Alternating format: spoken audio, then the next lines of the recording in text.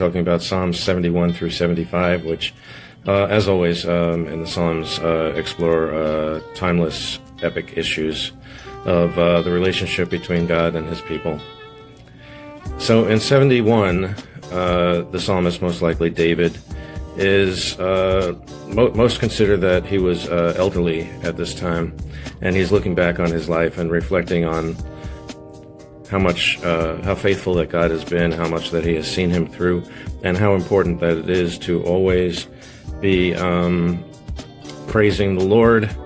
The devil will flee if we do, and the psalmist vows to praise the Lord through future generations, which he did by his inclusion of this psalm in the Bible. Psalm 72 is most likely Solomon, and it's a prayer for his vision of how he wishes that his kingdom would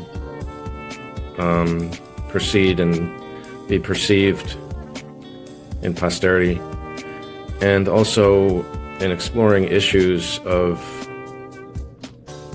the king and divinity, and ultimately 72 is a very messianic, indisputably messianic psalm, where he discusses the ultimate fulfillment of his of what a king should bring to the people, being fulfilled in Jesus, of course. Psalm 73 is a lament for the prosperity of the wicked, and we start to see a change of tone towards God here,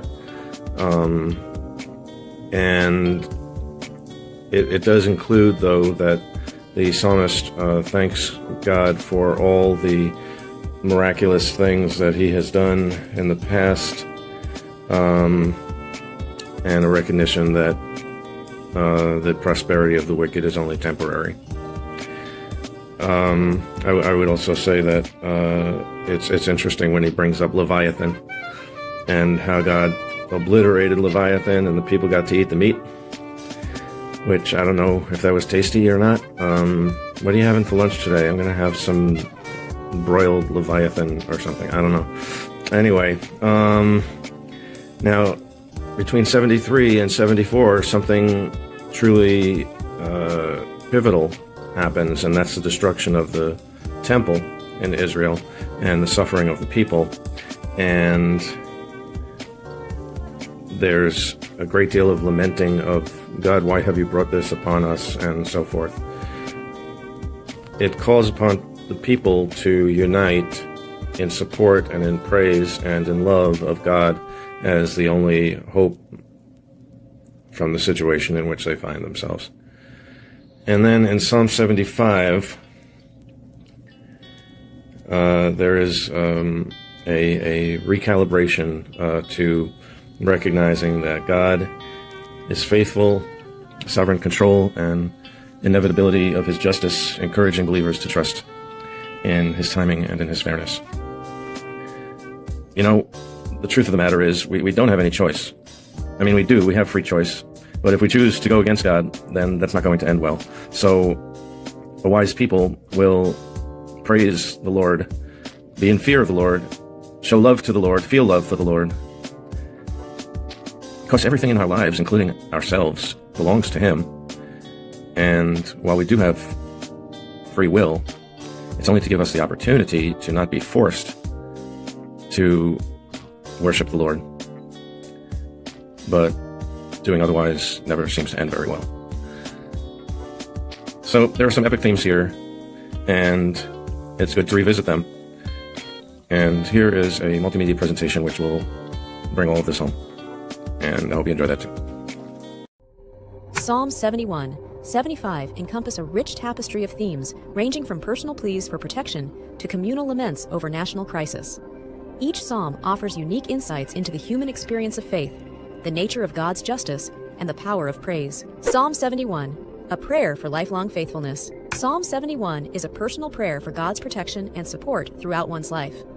The psalmist, likely an elderly person, looks back on God's faithfulness in the past and calls for continued deliverance from adversaries.